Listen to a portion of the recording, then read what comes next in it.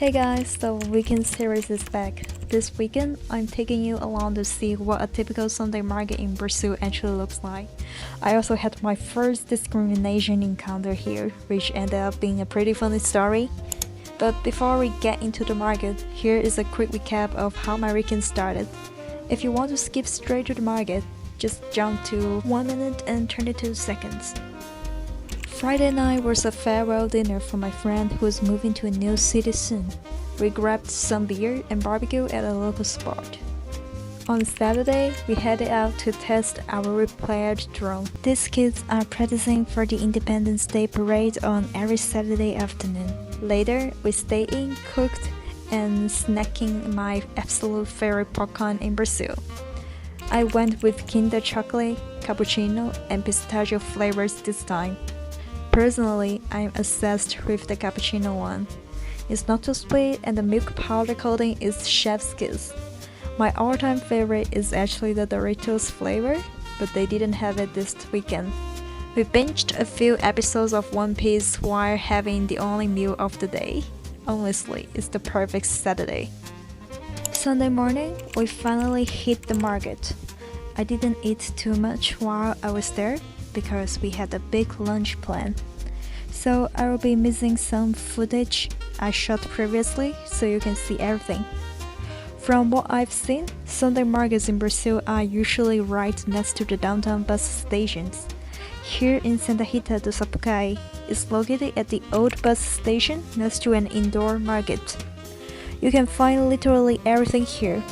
Fresh ingredients, garlic and pepper seasonings, street snacks like pamonha and pastel, frozen fruit juice like kaju, plants, books, and even video games. There's even a store for adopting homeless dogs. The ultimate street snack here is pamonha. It's made with corn and cheese, and you can choose between sweet or salty. I usually go for the sweet one, but I've noticed that after a few bites, it starts to taste a little bitter. It's probably just the base of the corn kernels. The store also sells corn juice, but it's way sweeter than the kind I've had in China because they add quite a bit of sugar. Next, we try another corn-based snack called pastel de milho. There are so many fillings to choose from. I've tried beef, fish, cheese, and pizza before. Pizza is basically just ham and cheese together. Beef is my favorite because they mix it with potato, which makes the texture super creamy. My husband loves the cheese one, so this time we just ordered both.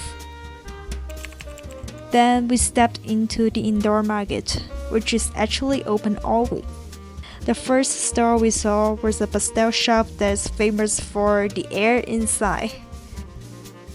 Okay, here's the funny story. There was the guy in the aisle just yelling at everyone. When I walked past, he stared at me down and shouted, "You tiny Japanese" in Portuguese. And then everyone around us started laughing.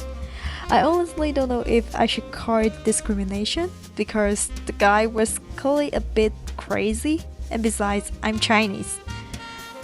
So I find it very hilarious. We didn't end up doing our grocery shopping there because we were heading to a restaurant, even though the quality here is way better and cheaper than the supermarket. For lunch, we went to my favorite restaurant in Santa Rita. We definitely treated ourselves here. We started with pão com manteiga. I'm not sure if I pronounced correctly. Is bread with butter. The butter is incredibly creamy and the bread has that amazing freshly baked wheat smell. It's 15 reais and worth every penny. For the main dish, we got a combo for two. I'm usually an onion hater, but the onions in this dish melted perfectly with the cheese, milk, and fish. I barely even noticed them. By Sunday night, we were back to cooking at home. We made a traditional Minas Gerais dish with bacon, sausage, beans that are cooked in high pressure, corn flour, blended of garlic and onions and kobe. We had that with the rice. By the way, this is the Brazilian way of cooking rice. We burn the chopped garlic first, and later we put the rice inside the pot to fry. At the end, we pour water to cook. And that's a wrap on the weekend. If you enjoyed this vlog, please like and subscribe. Next week, I'm thinking about editing my Hong Kong vlog, so stay tuned. See ya!